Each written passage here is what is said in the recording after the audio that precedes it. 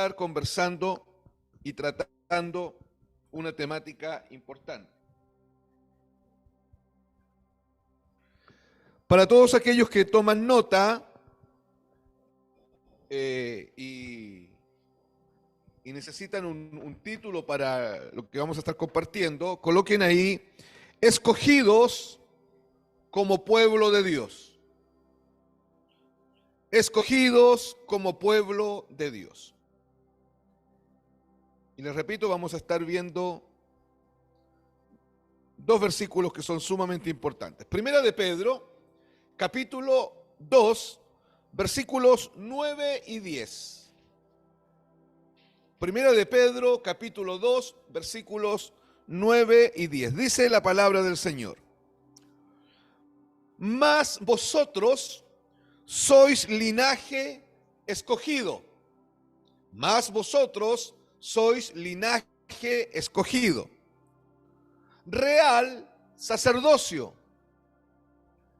Nación santa, aun cuando ahí hay que leerlo como pueblo santo. Esa es la traducción correcta. Pueblo santo. Pueblo adquirido por Dios, para que anunciéis las virtudes de aquel que os llamó de las tinieblas a su luz admirable.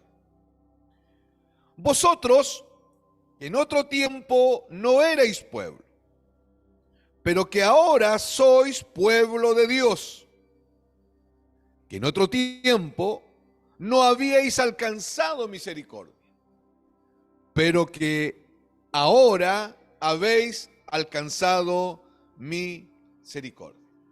Amén.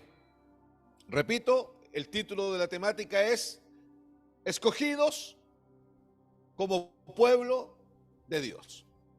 Hermanos, permítanme introducir el sermón de hoy hablando un poquito de lo complejo que es el escenario actual para la iglesia a nivel mundial.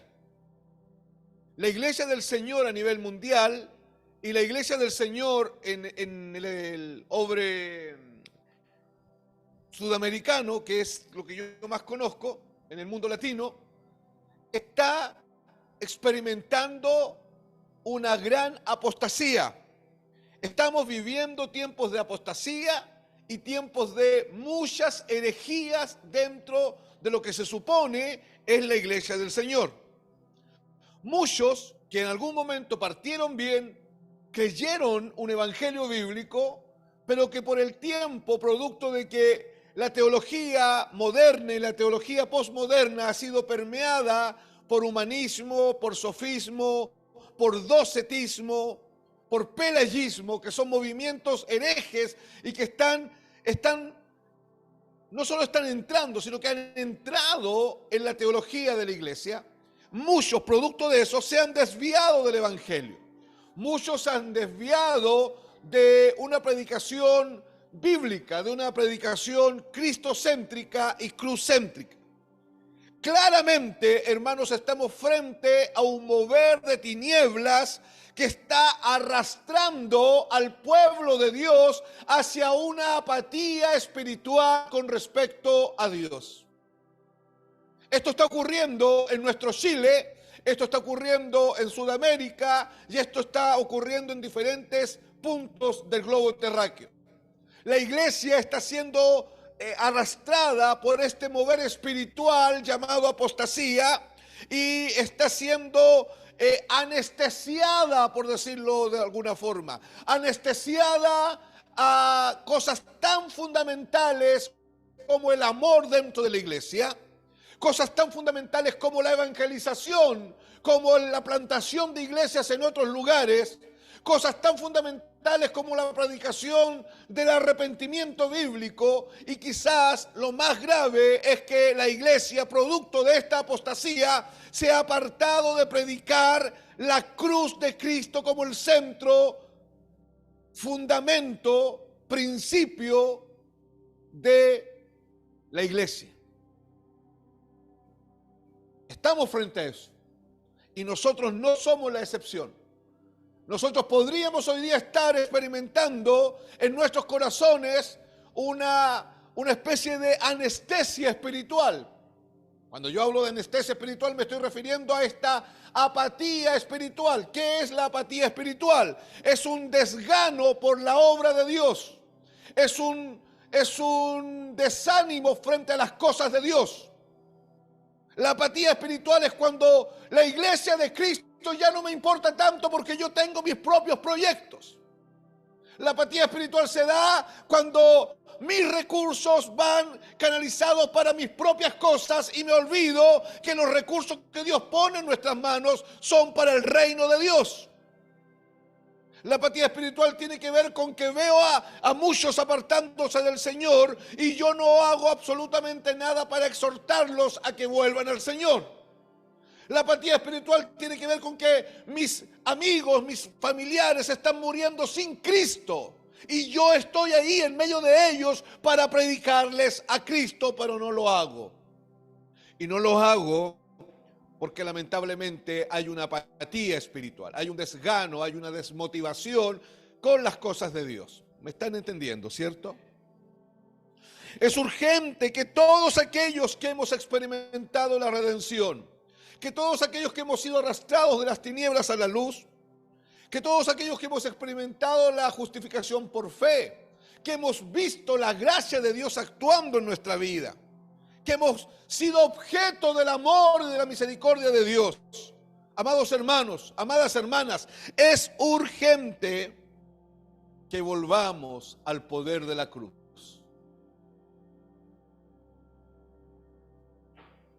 Es urgente que todos aquellos que hemos experimentado los pilares de nuestra fe, la redención, la regeneración, la propiciación, la justificación por fe, y que además de haberlas experimentado, Dios se ha encargado de que podamos ir entendiendo y comprendiendo la significancia y la transversalidad que tienen estas doctrinas en nuestra vida. Aquellos que hemos experimentado estas cosas, Iglesia de Cristo, es urgente volver al poder de la cruz. No se olvide, hermano mío, que lo que somos determina lo que hacemos. ¿Me escuchó? No se olvide que nuestra identidad determina nuestra actividad. Lo que yo soy determinará cómo yo me voy a conducir. Lo que yo soy, mi identidad, la identidad que tengo en Cristo Jesús, determinará cuál será el rango de acción en lo que yo haré, cómo me moveré, cuáles serán las prioridades de mi vida. Lo que uno es determina lo que uno hace. Todo lo que hacemos, hermano y hermana, todo lo que hacemos debe ser la evidencia de lo que somos. ¿Me escuchó? Todo lo que hacemos debe ser la evidencia de lo que somos. Si usted dice que es cristiano, pero en la práctica es un hombre de tinieblas, usted va a hacer todo lo que tiene que ver con las tinieblas.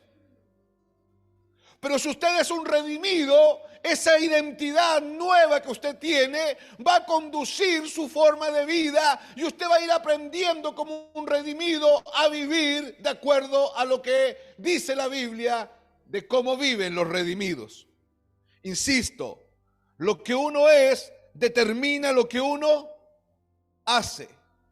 La identidad que tenemos en Cristo debiese promover y regular todas nuestras acciones. Por eso el hermano Rubén, cuando le pidieron la oración, en un momento él dice: Señor, y perdónanos, porque no somos pecadores, pero a veces pecamos.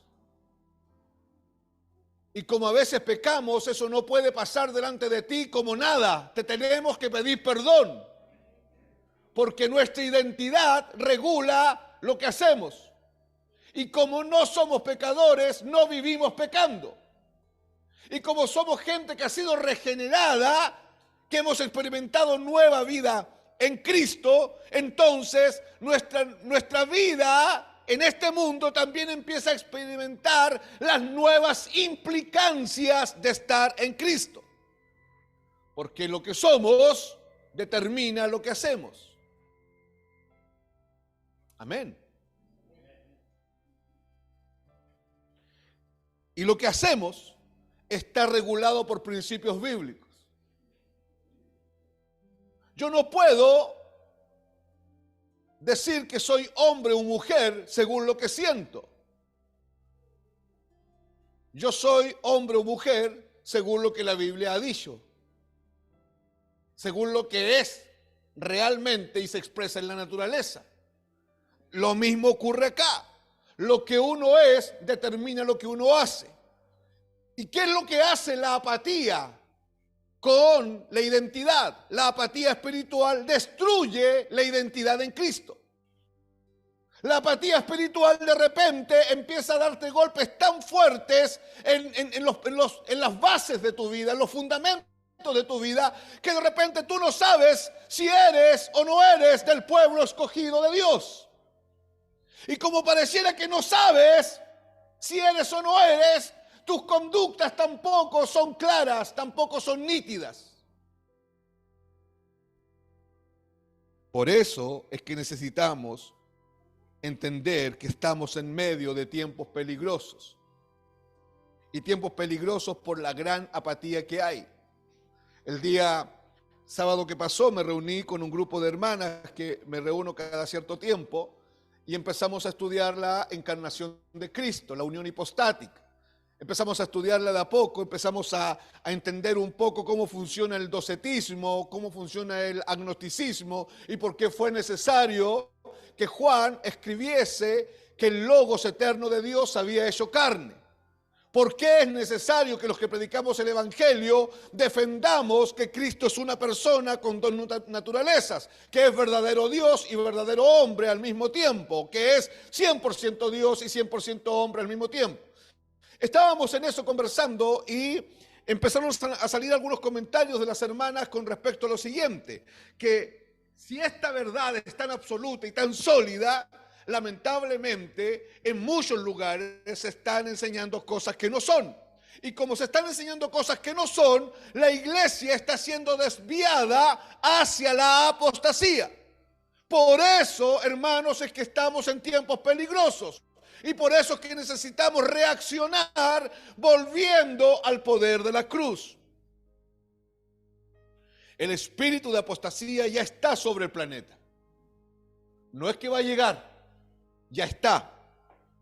Por lo mismo, hermanos, no podemos separarnos de la cruz. No podemos separarnos del poder de la cruz.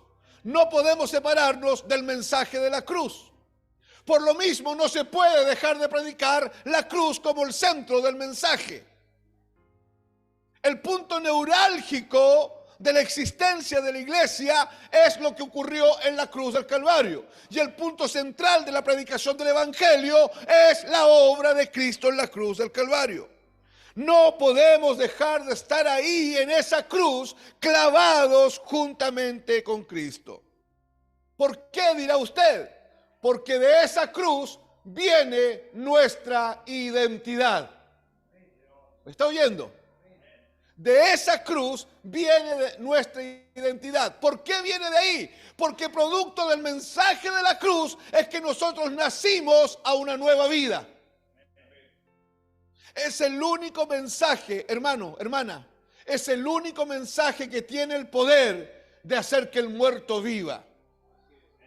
Por eso, insisto, necesitamos estar ahí en esa cruz, clavados juntamente con Cristo Jesús.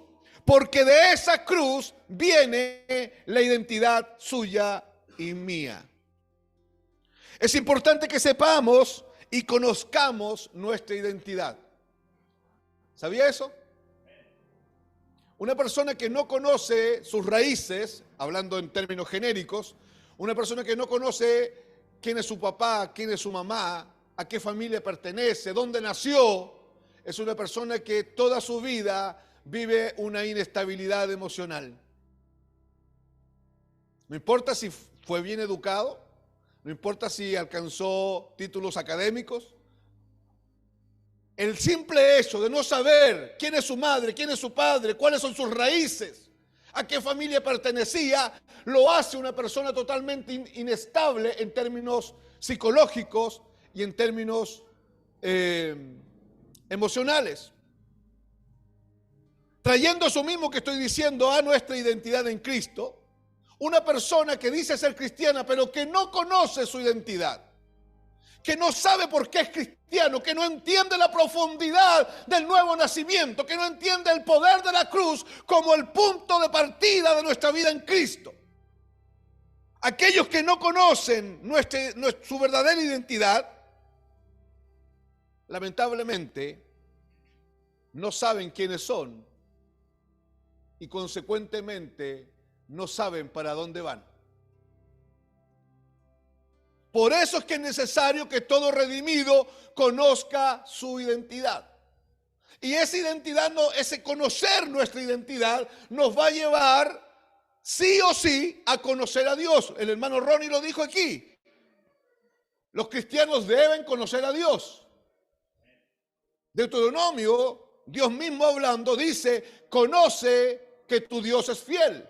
Dios está interesado en que usted y yo le conozcamos, porque si vamos conociendo a Dios, vamos a ir conociendo nuestra identidad. Si vamos conociendo nuestra identidad, vamos a ir entendiendo quiénes somos. Si entendemos quiénes somos, vamos a tener muy claro hacia dónde vamos.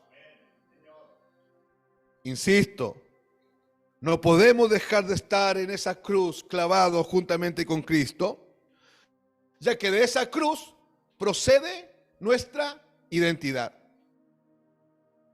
Todo esto que estoy diciendo tiene que ver con nuestro llamamiento, con nuestros dones. Usted y yo tenemos que saber cómo fuimos llamados. Tenemos que saber qué herramientas Dios nos dio para ser parte de la iglesia. Con toda nuestra vida. Nuestra identidad toca transversalmente todos los aspectos de nuestra vida. Y vuelvo a decir, nuestra identidad nace con la obra de Cristo en la cruz.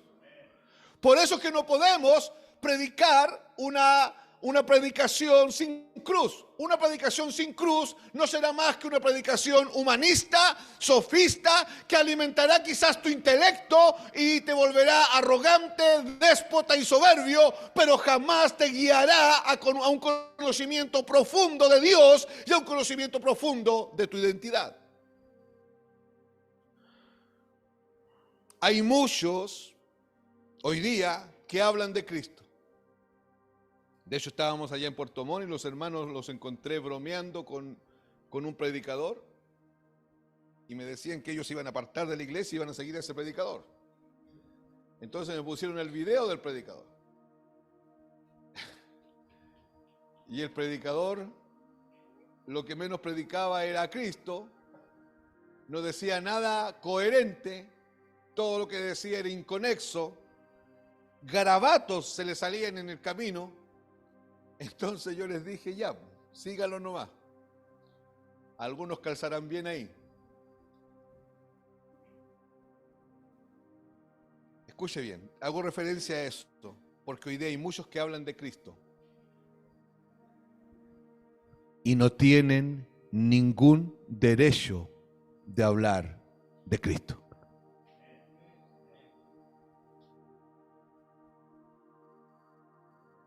Repito, hay muchos que hablan de Cristo y en realidad no tienen ningún derecho de hablar de Cristo porque ellos no son de Cristo. Los únicos que pueden hablar de Cristo son los que son parte del linaje escogido de Dios, del pueblo santo, del pueblo adquirido por Dios. Esos son los únicos que pueden anunciar las virtudes de aquel que nos llamó de las tinieblas a su luz admirable. Por eso es que yo digo esto. De ahí, en esos dos versículos me apoyo para decir lo que estoy diciendo. Hay muchos que hablan de Cristo, pero no tienen derecho, ningún derecho de hablar de Él, porque no son parte del pueblo de Dios. Amén. Yo le quiero recordar lo que dice Juan capítulo 1, versículo 12. Juan 1:12 dice: mas a todos los que le recibieron, a los que creen en su nombre, Dios les dio el poder. Vamos a entender poder como potestad, ¿ya? Y potestad es derecho legal, dominio legal. Dios les dio el derecho legal de ser ellos hijos de Dios. ¿Quiénes son los que pueden ser ellos hijos de Dios?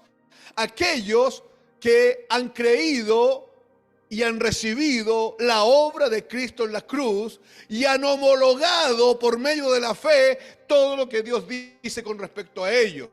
Y han abrazado la obra de Cristo en la cruz como el único camino hacia el cielo, como la única obra aceptada por Dios. Porque Dios no acepta obra humana, Dios no acepta mérito humano, Dios no acepta la teoría del desempeño y el logro. Dios acepta y aceptará solamente lo que Cristo hizo en la cruz del Calvario.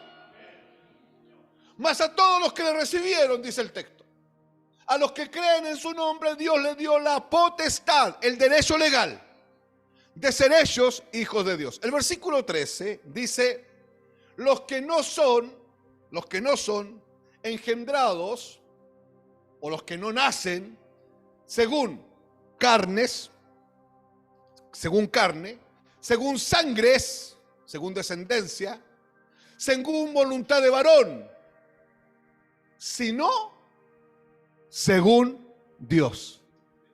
Por eso es que quiero volver a repetir lo que dije. Hay muchos que hablan de Cristo y no tienen ningún derecho de hablar de Él. Y esa gente no son otra cosa sino que vergüenza para el cuerpo de Cristo. Porque están hablando de alguien que no conocen. Están hablando de las virtudes de alguien que no conocen. Hablan desde una plataforma humanista porque no han conocido el poder de la cruz. Conocen una cruz histórica. Conocen a un Cristo que murió en términos históricos. Conocen a un Cristo secular. Pero no conocen al Cristo de la cruz. No conocen al que fue desgarrado en la cruz. No han sido llevados por el Espíritu Santo al poder de la revelación de Cristo en la cruz, que es lo único que cambia la vida del ser humano, nada más.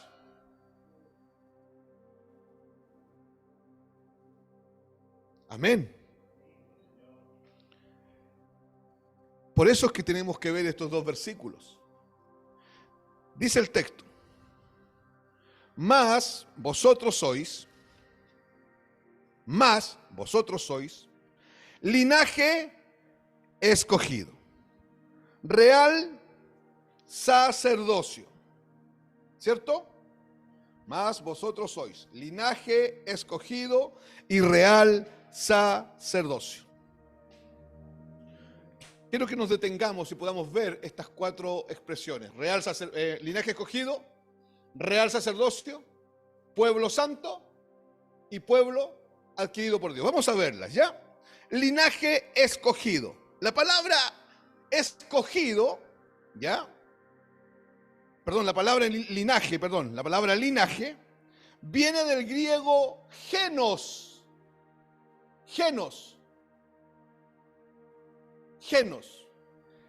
Y genos significa raza. Genos significa raza. Entonces el texto dice: mas vosotros, ¿quiénes? Aquellos que han creído y han recibido la obra de Cristo en la cruz y han aceptado delante de Dios su condición pecadora, su condición separada de Dios y su condición condenada. Pero han sido objeto de la gracia soberana de Dios y han experimentado el haber sido libertados por el poder de la cruz, y hoy día esa gente son hijos de Dios. A esas personas les está hablando el Señor y les dice: ustedes son linaje escogido. Ustedes son genos escogido. En otras palabras, ustedes son una raza escogida. En otras palabras, hermanos, la palabra genos es la raíz de la palabra genética. Es la raíz de la palabra genes. Tiene que ver con principio y origen. Por eso el primer libro de la Biblia se llama Génesis, que significa origen o principio. Y genos es raza. Por lo tanto, es una raza que tiene un origen diferente al resto de las razas que hoy día existen. ¿Me está oyendo? El origen de esta raza es un origen espiritual. De hecho, hermanos, hoy día existe una raza caída y una raza que ha sido regenerada. Hoy día existe una raza corrompida que han recibido toda la herencia maldita de Adán cuando pecó, y existe otra raza que han recibido toda la herencia gloriosa del segundo Adán, que es Cristo Jesús. Genos es raza, tiene que ver con principio y origen. No sé si sabía esto, pero es bueno que lo sepa. Hoy día en el planeta hay más o menos 5.000 grupos étnicos diferentes. No 5.000 razas, 5.000 grupos étnicos, 5.000 etnias. La palabra etnos en griego significa pueblo. Entonces hay más de 5.000 pueblos diferentes en el planeta. ¿Y sabe lo interesante? Que cada uno de estos etnos o pueblos o grupos tiene su propia identidad. ¿Me está siguiendo? Y en medio de esos 5.000 grupos étnicos que existen, Dios ha estado escogiendo un nuevo pueblo para Él. Por eso dice Pedro, más vosotros sois genos escogidos, más vosotros sois una raza escogida. Pero el origen de ustedes no es el primer Adán. El origen de ustedes es el segundo Adán.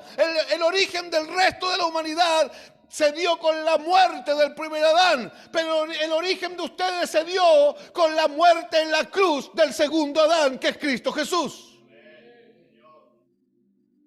El origen nuestro, amados, es un origen espiritual y es un origen divino.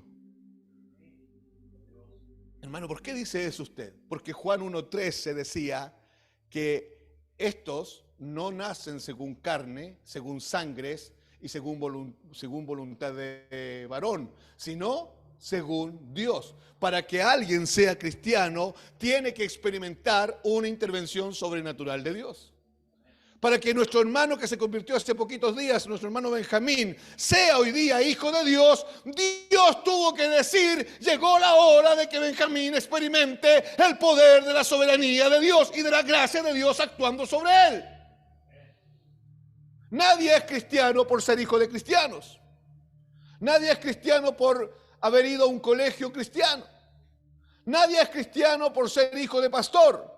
Nadie es cristiano por haberse formado académicamente en una universidad cristiana.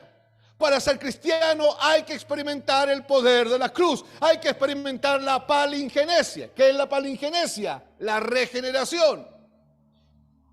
Amén, iglesia. Yo no sé qué piensa usted, pero me gustaría que sí pensara en lo que estamos hablando. Su origen es divino. Su origen es espiritual. Usted no es como el resto de los hombres, porque usted fue originado por el poder de la cruz. Usted tiene una nueva vida en Cristo. El viejo hombre murió con Cristo. Usted es la nueva creación. El hermano tanto ya no existe. Él murió con Cristo. Y cuando Cristo resucitó, nosotros por medio de la fe resucitamos con Él a una nueva vida. Pero esa nueva vida no es usted con Cristo. Es Cristo en ti y usted en Cristo, uno solo. Y así será eternamente. Cuando Dios miró a todas las razas de la tierra, cuando Dios miró a esos 5.000 grupos étnicos que hoy día hay, miró y los volvió a mirar una y otra vez y no encontró el pueblo que Él quería. Dios buscó entre las razas del mundo, entre los 5.000 grupos étnicos que hoy día hay, y no encontró la raza que Él quería. Y como no la encontró, y Él quería un pueblo para sí, escuche, Él quería un pueblo para sí, y no lo encontró. Entonces Él creó su propio pueblo. Él creó su propia raza. Él los empezó a llamar de las tinieblas a la luz, uno por uno. Todos los hombres que hoy día son parte del pueblo de Dios, todas las mujeres que son parte del pueblo de Dios, han experimentado el llamado de Dios en forma personal. Y esto es glorioso. Yo no sé, hermano, si usted se da cuenta de lo que yo estoy diciendo, pero esto es lo más glorioso, que el Dios eterno se haya detenido en su eternidad, en su gloria, en su majestad, y haya mirado tu miserable vida temporal y te haya llamado a ti para ser parte de su pueblo.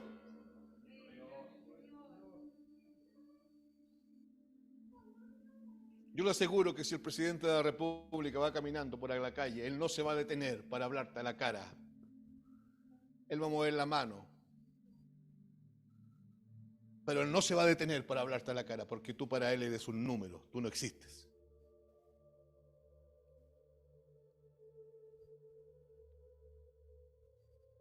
Si el Papa visita Chile, él va a mover su mano. Pero él no se va a detener delante de cada uno a mirarlo a los ojos. Y el Dios de los cielos, en su eternidad, en su gloria, en su majestad, en su potencia, en lo inmensurable de su poder, en lo infinito de su existencia, miró nuestra temporalidad corrupta, caída, perversa, miró nuestra vida ínfima, pequeña, limitada. Miró lo pobre que somos y se paró delante de ti y te dijo: yo te llamo de las tinieblas a la luz para ser parte de un pueblo que yo estoy creando. ¿Me está entendiendo? Porque él miró entre las razas de la tierra y no encontró el pueblo que él quería. No existía ese pueblo. Entonces él empezó a crear una raza propia. Ese propio pueblo que es el pueblo de Dios. Estoy hablando de la iglesia de Cristo el Señor. Que no está fundamentada de tablas, de ladrillo, de piedras. No estoy hablando de catedrales, de basílicas, ni de templos. Estoy hablando de la iglesia de Cristo comprada con la sangre de Cristo en la cruz. Linaje escogido. Somos una raza escogida. Hermano,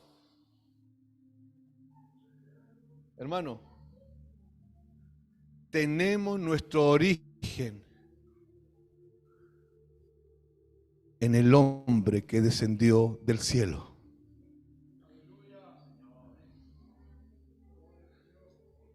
Acabo de decir algo que es extremadamente profundo. Tenemos nuestro origen en el hombre que descendió del cielo, entendiendo que es Dios encarnado. Eso hace que este pueblo sea el pueblo más especial de la tierra. Hermano, ¿sabe lo que dice la Biblia? Vosotros sois mi especial tesoro. Vosotros como pueblo. Dice la Biblia en el Salmo 87, parece, o 89, no me acuerdo bien, pero dice que Dios, de todas las habitaciones de la tierra, Dios escogió la habitación de Jacob. refiriéndose a su pueblo, a Israel, al verdadero Israel, la iglesia. Y la escogió, mire, para habitar en ella.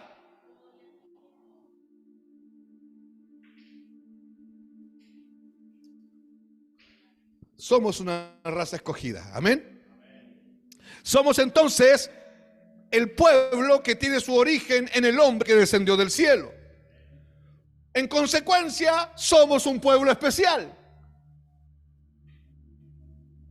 Escuche, somos especial por nuestro origen. No somos especiales nosotros. Somos especiales porque fuimos originados en un ser que es perfecto Dios y perfecto hombre. Porque nosotros no procedemos del primer Adán, procedemos del segundo Adán. Nosotros no salimos de la costilla del primer Adán, salimos del costado traspasado del segundo Adán. ¿Está entendiendo, iglesia? Por eso, cuando esta verdad nos es revelada, los diagnósticos médicos contrarios pierden su poder sobre nuestra mente. El cansancio pierde el poder sobre nuestra mente. Los fracasos y derrotas dejan de ser fracasos y derrotas cuando uno por revelación entiende esta verdad, que somos un pueblo especial.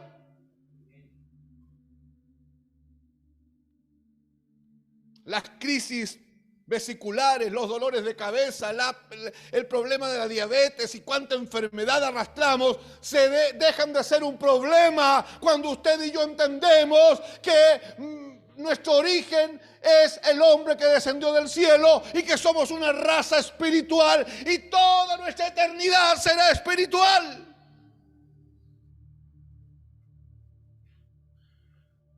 Hermanos, somos una raza que no existe en este mundo caído y corrupto. Por eso que Jesús dijo, ustedes están en el mundo, pero no son del mundo. ¿Cuál es la respuesta? ¿Por qué no somos del mundo? Porque fuimos creados por el hombre que descendió del cielo y murió en una cruz y está creando su propio pueblo, su propia raza. Amén. Quizás mejor que leamos el texto. Juan capítulo 17.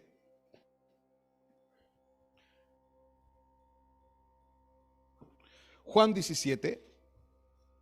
De los versículos 14 al 18. Dice así. Yo les he dado tu palabra y el mundo los aborreció porque no son del mundo. ¿De quién está hablando la Biblia ahí? Del pueblo adquirido por Dios, de la raza escogida. Porque no son del mundo, como tampoco yo soy del mundo. Mire nuestra identidad. ¿Se da cuenta? ¿Se da cuenta que nuestra identidad está en Cristo? Porque como Él no es del mundo, nosotros tampoco somos de este mundo corrupto. Él es del cielo. Entonces, ¿de dónde somos nosotros? Del cielo. Por eso la Biblia dice que nuestra ciudadanía es celestial, no está aquí. No somos ni nacimentanos ni chilenos, vivimos aquí, respetamos las leyes y oramos por nuestro país, pero nuestra ciudadanía es celestial. ¿Por qué? Porque Dios es celestial. Porque nuestro origen está en el Verbo encarnado que descendió del cielo. Verso 15, no ruego que los quites del mundo, sino que los guardes del mal. No son del mundo, como tampoco yo soy del mundo. Santifícalos en tu verdad, tu palabra es verdad. Como tú me enviaste al mundo, así yo los he enviado al mundo. ¿Se da cuenta que todo lo que pasa con nosotros tiene que ver con nuestra identidad? ¿Y se da cuenta que nuestra identidad está escondida en Cristo? Entonces, en la medida que usted y yo conocemos a Cristo, empezamos a conocer quiénes somos. Y cuando entendemos quiénes somos, empezamos a avanzar a paso claro y firme hacia nuestra meta. Nuestra meta es nuestro origen es Cristo, nuestra meta también es Cristo. ¿Por qué? Porque todo el tiempo estamos escondidos en la persona de Cristo. Porque Cristo y usted son uno solo. El génesis de este pueblo adquirido es Cristo. Por esa razón no somos del mundo, como tampoco Él es del mundo. A ver, hermano, ¿qué quiere decir Jesús con esto? Que nuestra identidad no es de esta tierra. Y el diablo nos engaña. Y nos hace vivir según los parámetros de esta tierra. Pero nuestra identidad no es de esta tierra. Nuestra identidad no es de este mundo. Nuestra identidad no tiene nada que ver con este mundo. Escuche lo que voy a decir. Por lo tanto, nuestra identidad no tiene nada que ver con nuestros parientes que son de este mundo. Es que mi familia celebra Halloween. Y siempre lo hemos celebrado y lo pasamos tan bien. Tenemos tan lindos recuerdos para la noche de Halloween. Estoy poniendo un ejemplo exagerado. Bueno, en el momento que yo pasé de tinieblas a luz, yo no tengo nada que ver con las prácticas de este mundo. Y si mis parientes lo hacen, yo no tengo nada que ver con ellos, porque mi familia es la iglesia del Señor Jesucristo. ¿Es un mero discurso, iglesia? ¿Es un mero título que Dios nos dio? No, tiene que ver con nuestra identidad. Porque esta familia de Dios está siendo formada, está siendo creada por hombres y mujeres que Dios mismo está arrastrando de las tinieblas a la luz uno por uno. Dios no arrastra familias. Cuando estuvimos en Puerto Montt se convirtió Paola, Luis, Enis y Jaime. ¡Qué bendición! ¡Qué bendición que una familia entera sea alcanzada por el Señor! Pero les tengo una mala noticia a esa familia. No los alcanzaron como familia. Paola oyó a Dios solita. Luis oyó a Dios solito. Enis oyó a Dios solita y Jaime oyó a Dios solito. Así que si mañana uno de ellos se quiere apartar del Señor, los otros tres tienen que seguir adelante. ¿Por qué? Porque nuestro llamamiento es divino, es Dios mismo llamándonos. Es el Espíritu Santo convenciéndonos de pecados y es Cristo muriendo una muerte redentora en la cruz por usted y por mí. El versículo 16 de lo que acabamos de leer en Juan 17 dice: no son del mundo. Este linaje escogido o esta raza escogida habita en este mundo, pero no es de este mundo. Escuche, Jesús tiene clara su misión, su propósito y tiene muy clara su identidad. Ya que la meta de cada uno de nosotros es llegar a ser como Jesús. Propósito eterno de Dios, ¿cierto?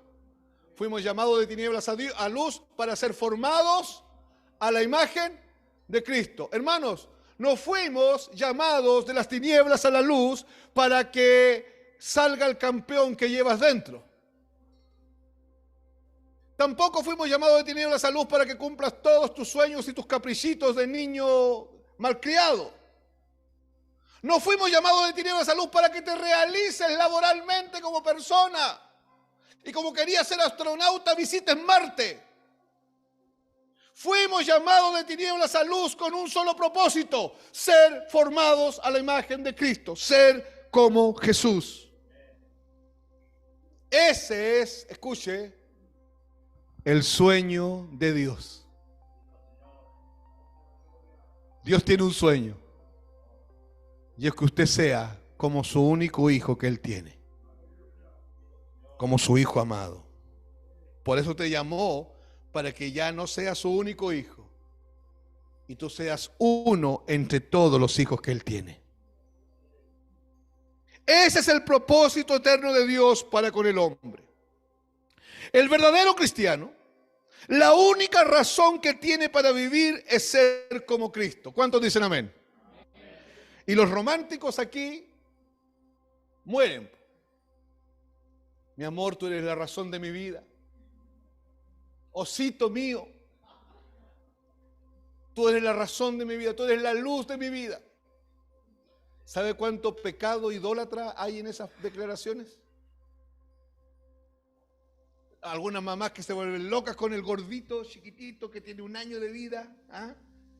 Hijo mío, te adoro.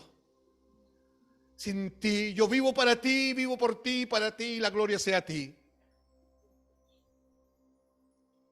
Cuide su lenguaje. A sus hijos los tiene que amar. A su esposo lo tiene que amar. A su mamá la tiene que amar. Pero por sobre esos amores hay un amor supremo. Nuestro amor por Dios. Nuestro amor por Cristo. Nuestro amor por la iglesia. ¿Por qué? Porque somos una raza especial. No funcionamos como el resto de la gente. No nos dirigen los patrones del mundo. No nos dirigen los códigos del mundo.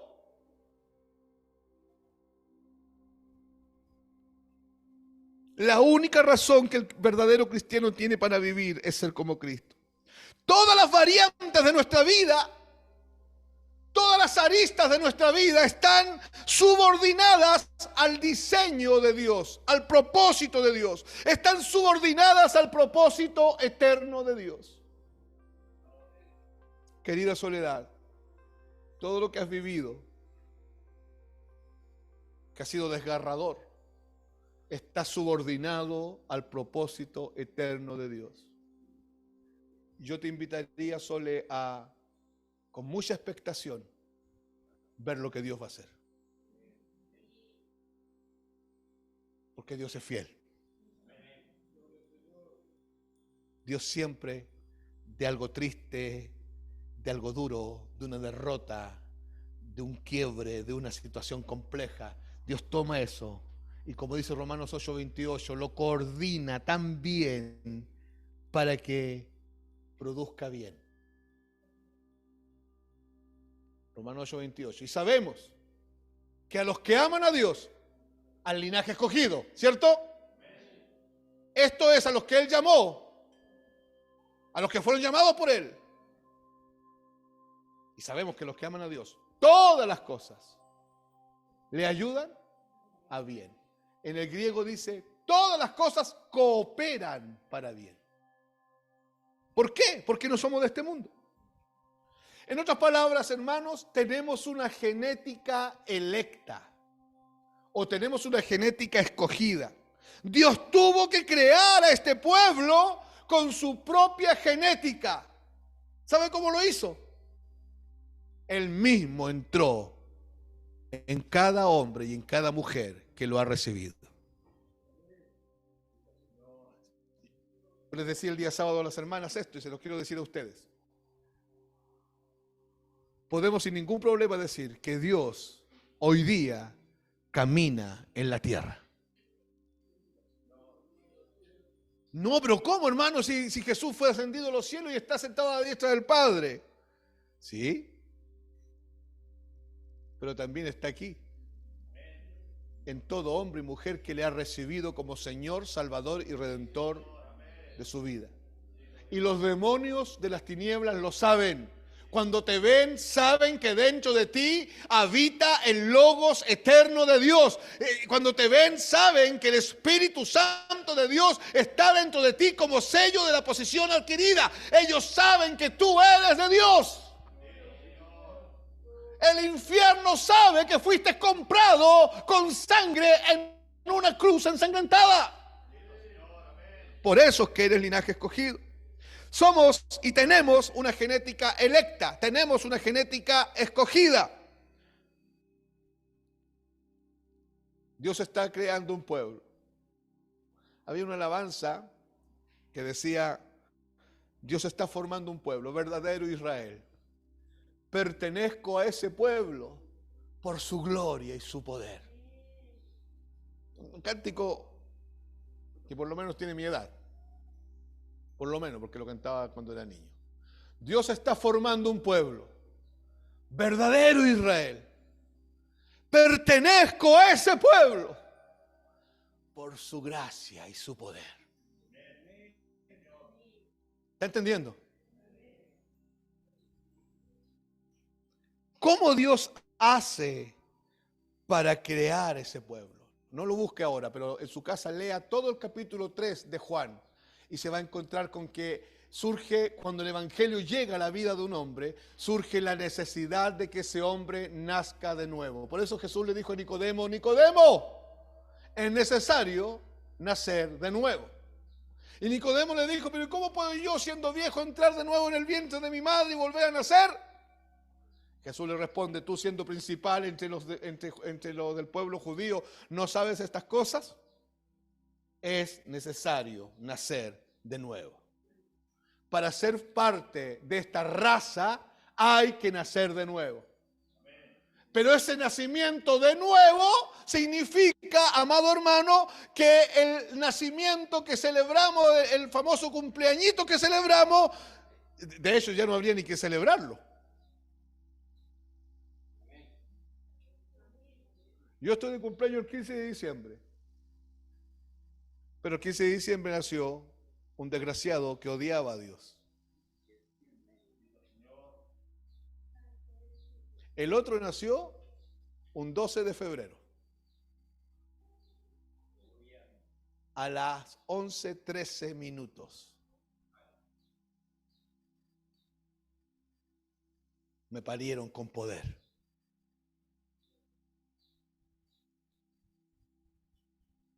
Soy súper joven, tengo 33 años. Porque hace 33 años me metieron en el pueblo de Dios.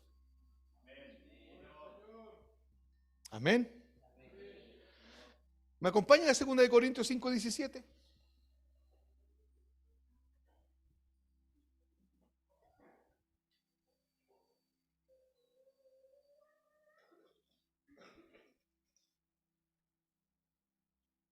De modo que si alguno está en Cristo. ¿Qué significa la preposición en la Biblia? Ustedes saben qué significa dentro de. En otras palabras, ahí diría: de modo que si alguno está dentro de Cristo, nueva criatura es. Las cosas viejas pasaron y he aquí, algunas son ellas nuevas. Las cosas de tu exterior son ellas nuevas. Desde tu juventud para adelante son ellas nuevas. Ahí dice que todas son ellas nuevas. Todo. Porque nuestra antigua vida era miserable y era una enemistad permanente contra Dios. 2 Corintios 5:17 nos habla de una nueva creación. Si es una nueva creación, pregunto yo, ¿qué ocurrió con la vieja creación? Murió y ya no está, fue enterrada. Algunos quieren resucitarla con doctrinas falsas. Pero aquí dice el texto que todas las cosas viejas pasaron y he aquí, todas son ellas nuevas. ¿Qué quiero decir, hermanos? Hermanos, ¿sabe que si el texto dijese: he aquí, las cosas viejas pasaron y algunas son ellas nuevas y otras pocas reparadas, habría que enseñarlo así. Pero aquí dice que somos una nueva creación. Las cosas, que si alguno está en Cristo, ¿cierto? Nueva creación es. Las cosas viejas y todas son hechas nuevas. ¿Qué significa esto? Que Dios no arregla nada.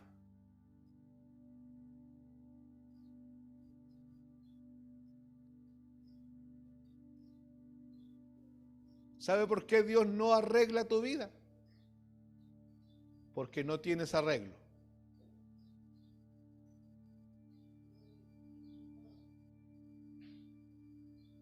Dios te hace de nuevo,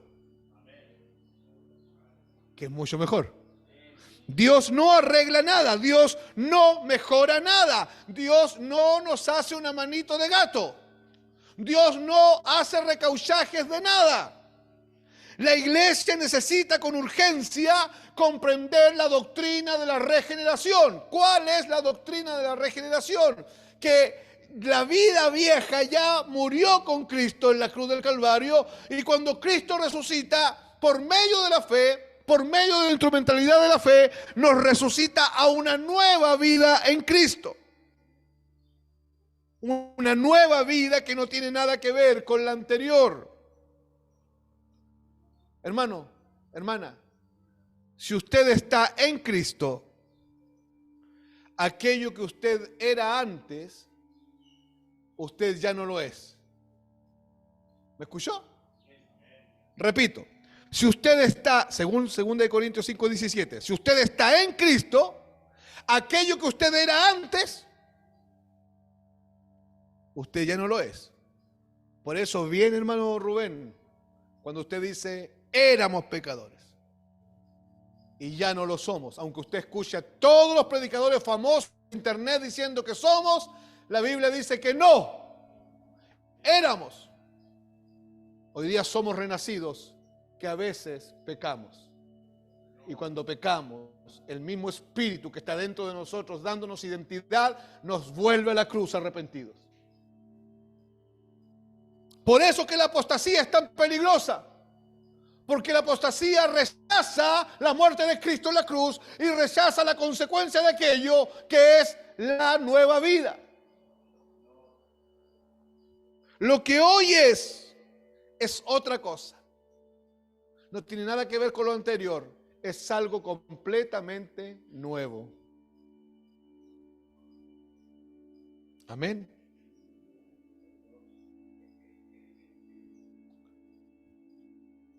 La filosofía griega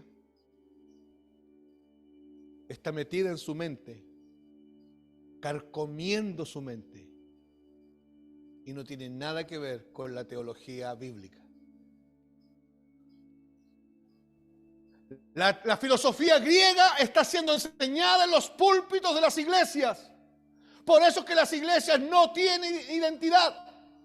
Por eso que usted se va a encontrar con grupos, movimientos neopentecostales que son verdaderas discotecas. Usted se va a encontrar con movimientos neopentecostales o un movimiento que se llama la iglesia emergente, que es una oda al renacimiento, al teatro, a la arquitectura, a los dotes artísticos. Usted se va a encontrar con movimientos que se apartan totalmente de la obra de la cruz y de la gloria, dando al hombre por sobre todo. La filosofía griega está carcomiendo la mente de muchos hermanos, disfrazada de teología. Por eso es necesario entender, recordar permanentemente que somos una raza diferente que Dios está creando. Somos una raza espiritual que tiene su origen en el hombre que descendió del cielo y que murió en una cruz. Fuimos paridos en la cruz del Calvario. Ahí está nuestra identidad. Por eso, hermanos,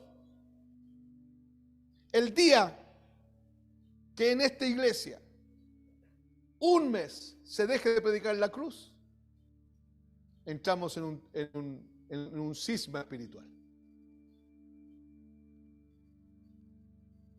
Dios nos libre a los que predicamos y enseñamos de ser tentados a predicar otra cosa. Amén.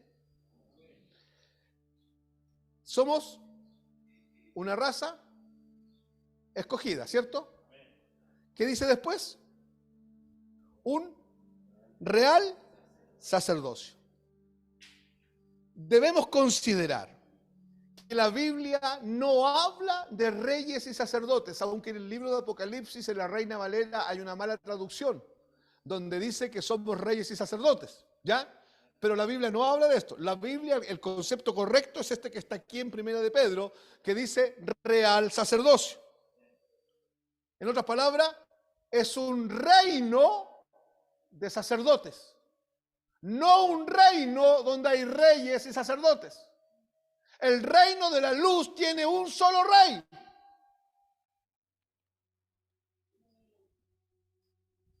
Y es Jesucristo el Señor de señores, el Rey de reyes, el Dios de dioses, el primero y el último, el alfa y el omega, el omnisciente, todopoderoso, presciente Dios. Amén. Entonces, no habla de reyes y sacerdotes, sino que la referencia es a un reino de sacerdotes. Un reino donde hay un solo rey y donde hay una nueva casta sacerdotal. ¿Se acuerdan que en el Antiguo Testamento hay un sumo sacerdote llamado Aarón? Y con él ofician en el templo una casta sacerdotal que era la casta de Aarón.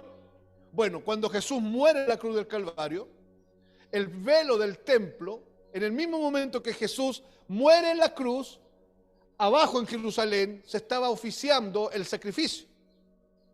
Y el velo del templo fue rasgado de arriba abajo.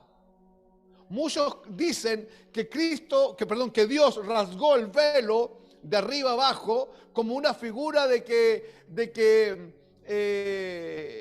ahora teníamos entrada libre al lugar santísimo. Eso no es así. ¿Sabe por qué no es así? Porque nosotros no somos judíos.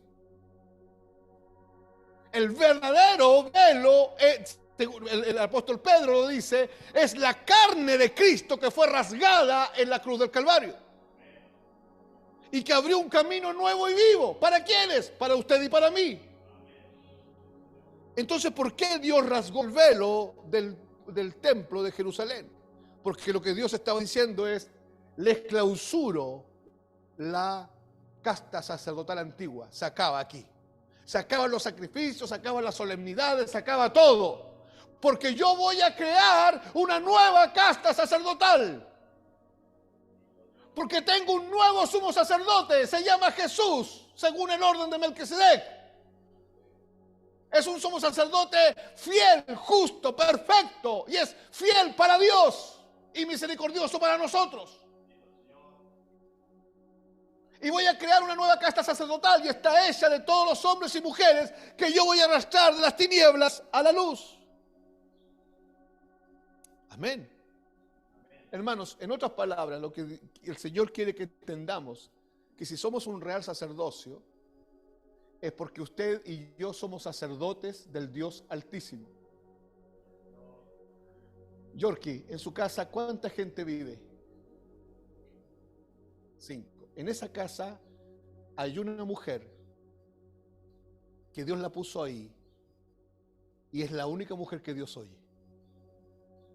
Mire el tremendo privilegio que tiene. Es tremendo. Luis, en su casa, ¿cuántos hay? Luis Sanguita. 4. En esa casa hay 4 sacerdotes. Jaime no necesita que su papá intervenga por él ante Dios. Jaime dobla sus rodillas y Dios lo oye al instante. Pero hermano, es niño, quizás le cuesta orar, no importa, Dios lo oye al instante. Supongamos que Jaime es tartamudo y no puede hablar, Dios lo oye al instante y oye su corazón y oye sus pensamientos y tiene acceso directo a Dios. ¿Por qué? Porque es parte del real sacerdocio, es un sacerdote para Dios. Yorkie es una sacerdotisa para Dios. Cada hombre, cada mujer que está aquí, Baltasar, si tú recibiste a Cristo, tú eres un sacerdote de Dios. ¿Está entendiendo? No necesitan a un cura. No necesitan un pastor, no necesitan un chamán. Ustedes son sacerdotes del Dios Altísimo. Esto es tremendo, hermano. Los sacerdotes cumplían varias funciones. Quemaban incienso, que eso es figura, según Apocalipsis, de las oraciones que hoy día hacemos delante de Dios. Para Dios, cuando usted y yo estamos orando, es lo mismo que estar quemando incienso delante de Él. Así dice el Apocalipsis. Otra cosa hacían los sacerdotes. Se encargaban de los sacrificios de animales. Esos sacrificios fueron totalmente abolidos cuando Cristo murió en la cruz del Calvario. Amén. Pero dice la Biblia que la nueva casta sacerdotal hace sacrificios, fruto de labios que confiesan su nombre, sacrificios de alabanza.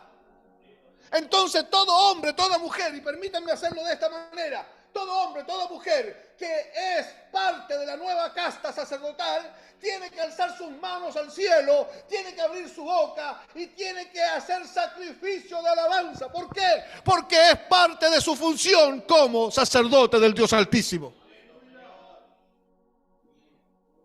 Amén. Por eso cuando la gente se va convirtiendo, yo me voy apartando con ellos para ir enseñándoles ciertas cosas que son elementales. Y una de las cosas que les enseño es, hermana, hermano, usted tiene que adorar al Señor. Porque usted es escuchado por el Señor. Usted tiene que orar porque Dios lo va a oír a usted. Usted puede orar por su padre, usted puede orar por su madre, puede orar por su hijo, puede orar por su jefe, puede orar por sus vecinos. ¿Por qué? Porque Dios te puso para que intercedas por el planeta y Él te va a oír a ti. ¿Por qué te va a oír a ti? Porque Él dijo que tú eras parte de la nueva casta sacerdotal. Otra función que tenían los sacerdotes, tenían que enseñar la ley al pueblo. Para nosotros la ley es el evangelio. Y somos nosotros los que tenemos que ir a las calles, al mercado, al trabajo, al colegio, a la universidad. Cuando nos invitan por ahí a un happy hour, hermano, vaya y si puede, hable de Cristo. Cuando te invitan a un asado, en algún momento el tema de Dios sale, habla de Cristo. Enséñale la ley al pueblo, muéstrale a los hombres que están muertos en sus delitos y pecados. Hermanos, que no me atrevo, no sé cómo. Por ser parte de la casta sacerdotal, tú estás capacitado sobrenaturalmente para hacerlo. Y tienes todo el respaldo de Dios. Pero hermanos, que no me atrevo. No sé cómo. ¿Usted me puede escribir algo?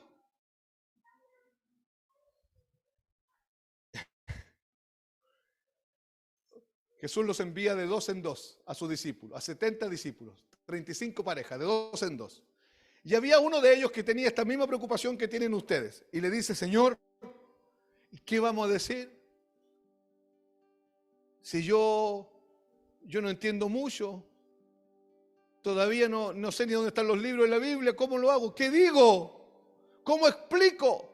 ¿Y qué cuando me pregunten por los dinosaurios, qué digo? Y cuando me digan que Dios es culpable del hambre en África, ¿qué respondo? Señor, ¿usted me puede hacer una guía? Estoy parafraseando porque eso no pasó, ¿ya? Y Jesús le responde, vayan, yo pondré mis palabras en su boca. Ustedes hablen tranquilos. A eso me refiero yo, con que la casta sacerdotal tiene una autoridad sobrenatural y un poder sobrenatural para que los hijos de ira oigan el evangelio. Amén. No podemos entonces olvidar la doctrina del sacerdocio universal del creyente en Cristo Jesús. Jesús siendo el sumo sacerdote y cada cristiano es un sacerdote de la casta sacerdotal y vamos a estar oficiando eternamente delante de Dios. Hermano, ¿sabía usted cómo se vestían los sacerdotes del Antiguo Testamento? De blanco, de lino fino, de blanco. Así dijo Dios. Van a usar un calzoncillo de lino fino y una túnica de lino fino, de blanco. ¿Y sabe lo que dice la Biblia de la gente que va a entrar al cielo? Que todos vestían ropas blancas y resplandecientes. ¿Por qué? Porque son la nueva casta sacerdotal. Amén. Después dice, primero decía linaje Después, real sacerdocio. Y después dice, nación santa. Pero yo le dije que ahí donde aparece nación, en griego dice etnos. Y significa pueblo. Pueblo santo.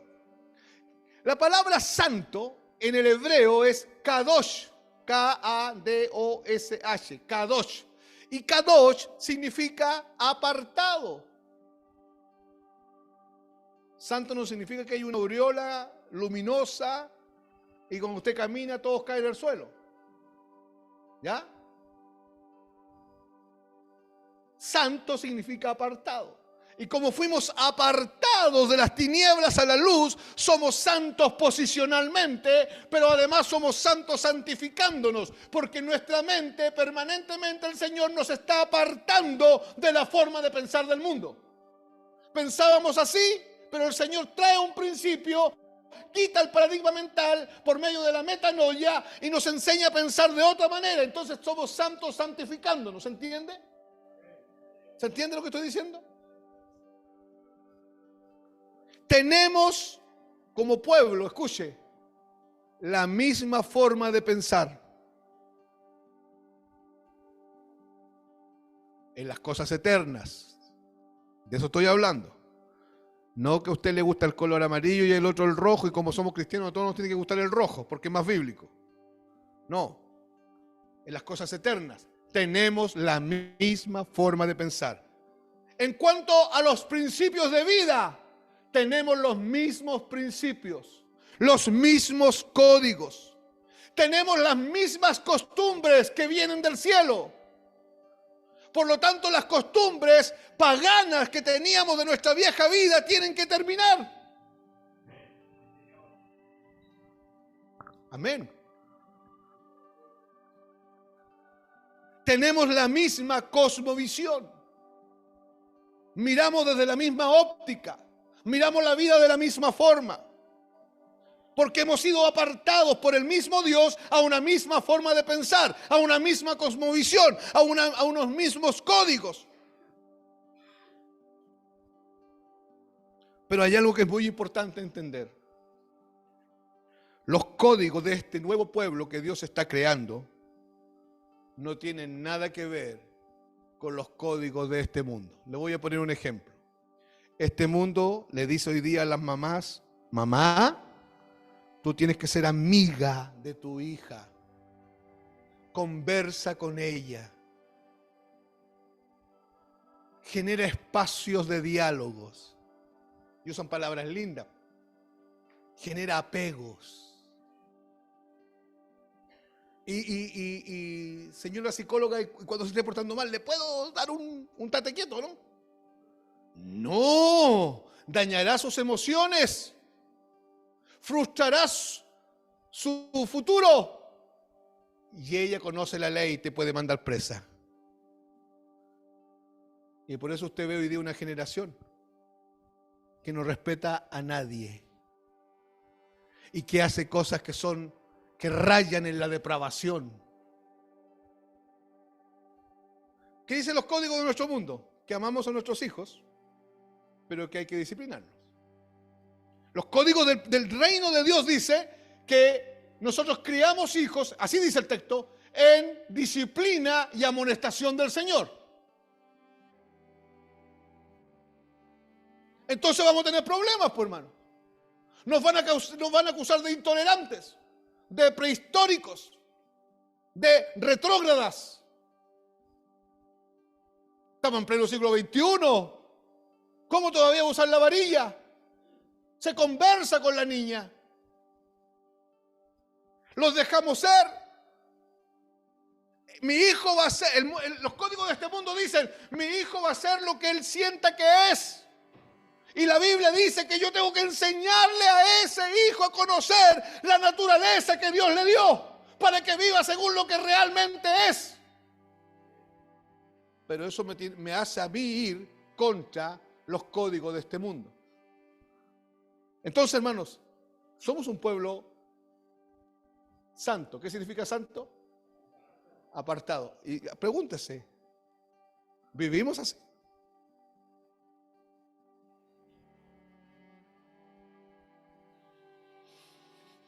Los papás de antaño, los que teníamos problemas con las cebollas, ¿quién tenía problemas con la cebolla en su infancia? Ya, somos dos. Los que teníamos problemas con las pantrucas, ¿quién tenía problemas con las pantrucas? Ya, la Vale. Los que teníamos problemas con el pescado,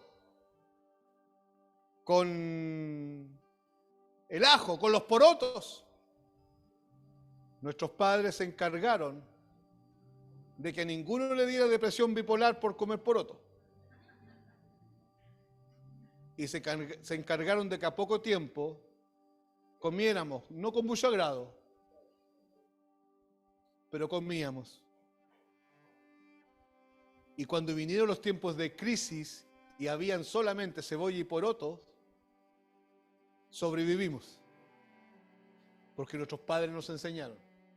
Los de ahora, como se mueven por los códigos de este mundo, y el problema es que hay cristianos viviéndose así, el niño no quiere, se amurra, hace puchero, alega, hace un escándalo, entonces la mamá le dice, ya, mijito, ¿le hago un huevito? Sí, mami maravillosa. Mi chanchito, ¿y le hago papita frita? Madre hermosa, hágame nomás. Y mami, mi papá no está, comamos sushi. Mami hermosa, mami de mi alma, mamita mía. Y la mamita, que es cristiana, toma los códigos del cielo y se los echa al bolsillo y vive según los códigos de este mundo. Y a los 12 años, 14 años, 16 años, tiene un tremendo conflicto con sus hijos. ¿Somos un pueblo santo? ¿Somos un pueblo apartado? Es importante entender que los códigos de este pueblo apartado no tienen nada que ver con los códigos de este mundo. La iglesia no negocia con estos códigos. La iglesia no negocia con los principios bíblicos. La iglesia no negocia con los valores bíblicos. Yo honro al Señor por... Tenemos varias chiquillas aquí que se han cuidado y se han guardado. Y que puede alguien estar diciendo, oye, pero ya no tienen 20 años. No se preocupe de eso usted. En el mundo hay que dar la prueba de amor antes. Y por esa famosita prueba de amor, muchas niñas truncan su vida para siempre. De una u otra forma. Y muchos vivarachos sacan provecho. ¿Me están escuchando, hermanos? Hay principios. Nuestros jóvenes tienen que vivir por esos principios. Tienen que amar por esos principios. Y escuchen, aunque el resto se burlen, porque nuestros códigos no los transamos, porque son los códigos del Rey de Reyes. Por esta razón, este pueblo santo es aborrecido. Por esta razón, este pueblo santo es odiado por este mundo. Por eso es que somos causa de burla del resto. Por mantenernos fieles a los principios y diseños del Evangelio. ¿Está conociendo nuestra identidad? Me acerqué donde Vladi el día que se produjo el funeral de Francisco, porque Vladimir habló. Y habló en medio de un escenario complejísimo. Y yo puse atención a lo que dijo. Y el hermano fue fiel a su fe.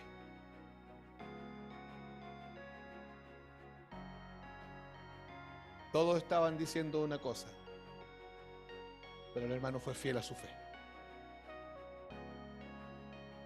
Y si alguien escuchó lo que Vladimir dijo, sin ser cristiano, no le tuvo que haber gustado. Pero no podemos transar los principios de Dios. No podemos. Cuando una verdad ha sido encarnada, no se puede ir contra ella. Y por último, somos un pueblo adquirido por Dios. Hermanos, ¿saben que mirando bien, me percaté de que la primera, ¿cuál es la primera? Linaje escogido. La segunda, ¿cuál es la segunda? Real sacerdocio. Y la tercera, ¿cuál es?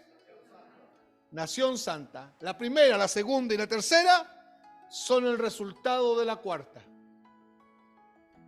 ¿Cuál es la cuarta? Pueblo adquirido por Dios. Pero la palabra adquirido en griego significa comprado con precio. O sea, primero nos tuvieron que comprar con precio para que tú hoy día seas un linaje escogido, seas un pueblo santo y seas un real sacerdocio. Somos parte de la casta sacerdotal gratis, pero se pagó un precio para que tú hoy día seas hijo de Dios. Somos un pueblo adquirido, comprado. Ahora escuche bien, para que usted y yo hayamos sido comprados, se pagó. ¿Con qué se pagó? La Biblia dice, no con oro, ni con plata, ni con cosas corruptibles, sino con la preciosa sangre de Cristo. Lamentablemente en nuestro español usamos la palabra preciosa como sinónimo de bonito. ¿Se han dado cuenta? Decimos, hoy la flor está linda, está preciosa la flor, decimos. Pero no es sinónimo. Sinónimos son bonito, hermoso, lindo, bello. Esos son sinónimos. Pero precioso no tiene que ver con ellos. Precioso tiene que ver con carísimo, cuantioso. ¿De acuerdo? Entonces el texto diría que no fuimos comprados con oro o plata o alguna cosa corruptible, sino que con la preciosa sangre de Cristo, con la carísima sangre de Cristo. En otras palabras, usted no salió barato. El problema es que usted y yo valíamos nada. Pero no salimos baratos, se pagó con sangre, se derramó la vida del Hijo de Dios en una cruz. Mira por favor a tu hermano que tienes ahí a tu lado. Dale una mirada. ¿Ya? Dele una mirada al que está a su izquierda y a su derecha. Hágalo. Yo cuando les pido que haga esto, yo no sé por qué ustedes se sonríen tanto. ¿Ya? Me imagino que quiere que su hermano que lo está mirando tenga la mejor impresión de usted. Ya, ¿por qué le pedí que mirara a su hermano que tiene al lado? Porque ese hermano que usted tiene al lado costó carísimo. Cuídenlo. ¿Me está escuchando? Ese hermano que está a su lado costó la sangre de Cristo. Cuídelo. Por eso es que si ese hermano, usted ve que se dejó de congregar, usted tiene que movilizarse rápidamente en oración y en exhortación. Si usted ve que ese hermano está sufriendo, usted tiene que movilizarse. Porque costó la sangre de Cristo. La salvación llegó gratis a nuestra vida. Sí, es verdad, es un don gratuito. Somos salvos por gracia, pero la gracia no es barata. La gracia costó carísimo. Costó la sangre más cara que hay, la sangre de Jesús. Y no solo eso, hermano, mire lo que costó. Costó que Cristo dejara su gloria, que se hiciese hombre, que se hiciese siervo, que muriese en muerte de cruz, aunque su gloria le fue devuelta. La Biblia dice que Él dejó su gloria por un momento. Pero costó otra cosa. El Dios de la Biblia son tres personas y un solo Dios. Dios Padre, Dios Hijo y Dios Espíritu Santo. Se conocían como Jehová, Logos y Espíritu de Dios. Y ellos tuvieron una conversación y dijeron: ¿a quién enviaré? ¿Y quién irá por nosotros? Y la segunda persona de la Trinidad, el Logos de Dios, el Verbo eterno de Dios, dijo: yo iré, envíenme a mí, yo voy, yo quiero ir. Entonces el Padre ahí en concilio, en una conversación conciliar entre el Espíritu Santo, el Padre y el propio Hijo, le dijeron: pero tendrás que hacerte hombre. Vas a tomar la forma de hombre, vas a ser débil como los hombres, vas a estar en cuerpo limitado, te vas a cansar, vas a llorar, vas a tener hambre, vas a sentir desprecio, vas a sentir frustración, vas a sentir el engaño, vas a sentir la mentira. Satanás te va a venir a tentar una y otra vez. Vas a estar limitado, vas a vivir dentro del vientre de una mujer, vas a tener que entrar en el óvulo de una mujer. Vas a llegar a ser, vas a tener que estar en el estado más mínimo de la vida humana, que es una célula. Porque es necesario que en todo seas semejantes a tus hermanos, para que vengas a ser sumo sacerdote, misericordioso y fiel en lo que conviene a Dios. Y él dijo: voy. Se hizo hombre. Vivió como hombre, con todas estas limitantes. Por eso usted lee en la Biblia que Jesús lloró, que Jesús tuvo hambre, que Jesús sintió sed, que Jesús se quedó dormido, que Jesús estuvo cansado, que Jesús le dio rabia en el templo con los cambistas, que Jesús miró a unas ciudades y dijo: oh, Jerusalén, Jerusalén, tú que matas y apedreas a tus profetas. Y sufrió y se conmovió, sintió compasión. Estuvo viviendo como un ser limitado. Ahora escuche, subió a la cruz. Su cuerpo se estremeció frente a la ira de Dios. Y el eterno Logos de Dios, el Verbo encarnado, que es perfecto Dios y perfecto hombre, como hombre murió una muerte aplacando la ira de Dios. Lo sepultaron. Estuvo 3 días en el sepulcro. En la aurora del tercer día, el Dios de los cielos vino y lo resucitó. Pero escuche bien, escuche. Le habían metido unos clavos en las manos. Le habían metido unos clavos en los pies. Habían traspasado su costado. Habían herido todo el perímetro de su cabeza con una corona de espinas. Lo sorprendente es que cuando resucita, unas mujeres lo ven, María Magdalena y María, la mujer de Cleofas, lo ven y lo quisieron, hermano, no se distraigan, y lo quisieron abrazar. Y cuando lo iban a abrazar, Jesús le dice: no me abracen, aún no he sido glorificado.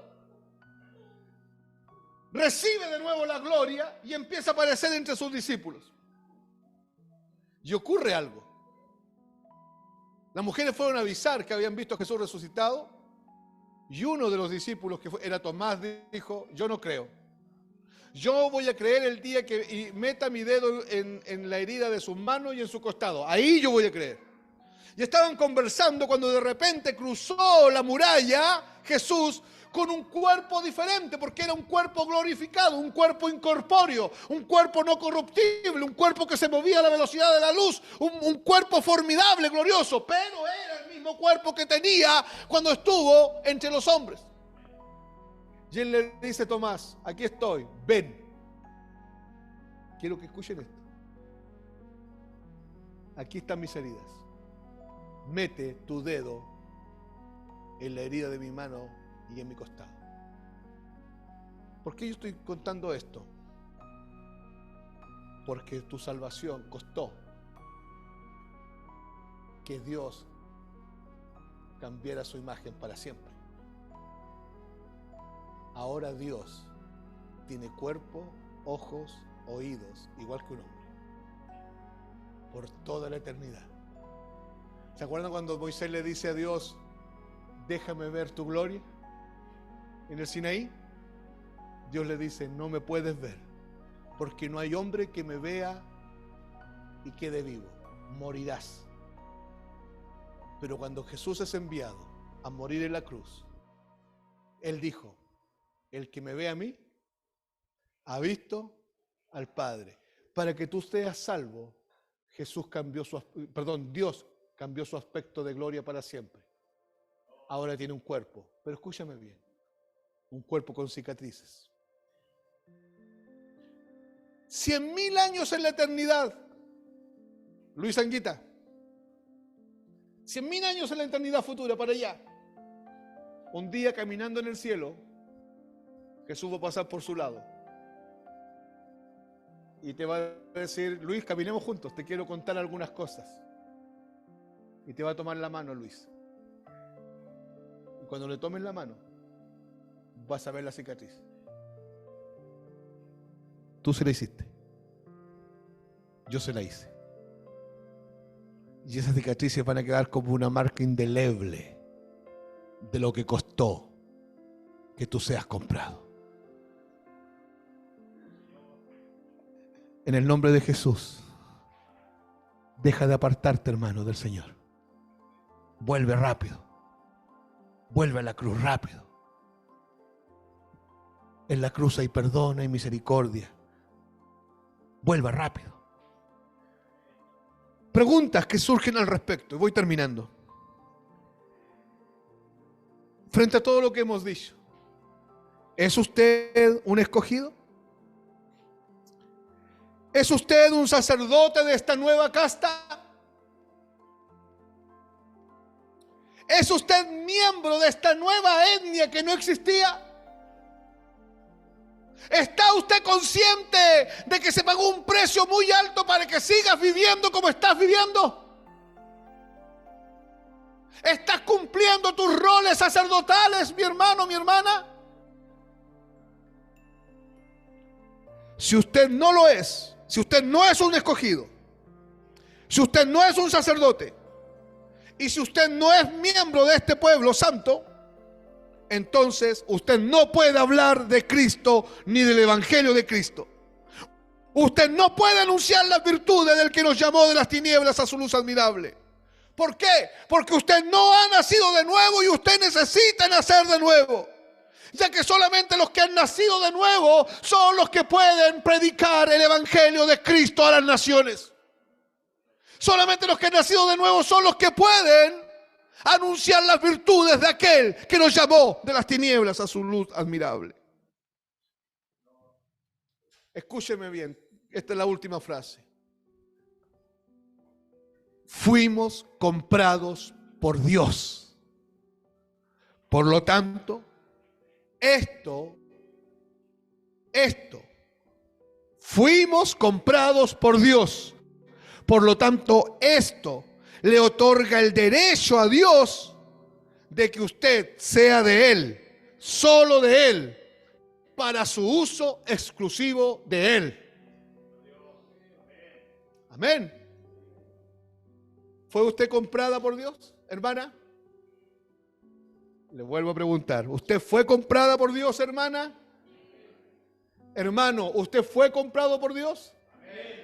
Eso le otorga el derecho exclusivo a Él de decir, este hombre es mío, esta mujer es mía, y eso le otorga el derecho exclusivo a Él de hacer Él lo que Él quiera con usted. Y de usarlo usted para gloria de Él. Amén. Nuestra identidad está en una cruz. ¿Ha perdido la identidad? Vuelva a la cruz. ¿Te acuerdas del cántico que dice somos el pueblo de Dios? Cantemos esta alabanza. Esa alabanza dice somos el pueblo de Dios. Somos un pueblo especial, llamados para anunciar las virtudes de aquel que nos llamó a su luz. ¿Recibimos la palabra del Señor? ¿Se alegra su corazón? Somos una raza escogida. Somos un real sacerdocio. Somos un pueblo apartado, santo. Tenemos otros códigos, otros parámetros. Vemos la vida de otra manera. Y por último, fuimos adquiridos para Dios. Somos pertenencia de Él. Satanás no te puede tocar. Satanás no tiene ascendencia sobre ti. Satanás no tiene poder sobre ti. No le creas, hermano. No le creas a las tinieblas. Tú eres de Dios. Viva tranquilo, viva en paz. Hay una conversación entre Jesús y Pedro Cuando Jesús le dice a Pedro: Pedro, Satanás te ha pedido para zarandearte, pero tranquilo, yo he rogado para que tu fe no falte. ¿Qué es lo que quiero que entiendas? Satanás no anda pidiendo a todos los cristianos para zarandearlos, pero sí Cristo está rogando todos los días para que tu fe no falte, para que puedas dar el otro paso, para que puedas avanzar. Y cuando Satanás, como una fiera, quiere destrozarte, no puede hacerlo. No le creas, no puede hacerlo, porque dentro de ti mora el que hizo el cielo y la tierra, mora el que creó el Pléyades y el Orión. Dentro de ti mora el único Dios que existe. Estás rodeado de Cristo y dentro de ti mora el Espíritu Santo. Está la virtud, el poder y la vigencia de la sangre de Cristo sobre ti. Está el poder de la palabra de Dios viviendo y morando poderosamente dentro de ti. Están los ángeles de Dios, servidores del cuerpo de Cristo, guardando a los que le temen. Amén.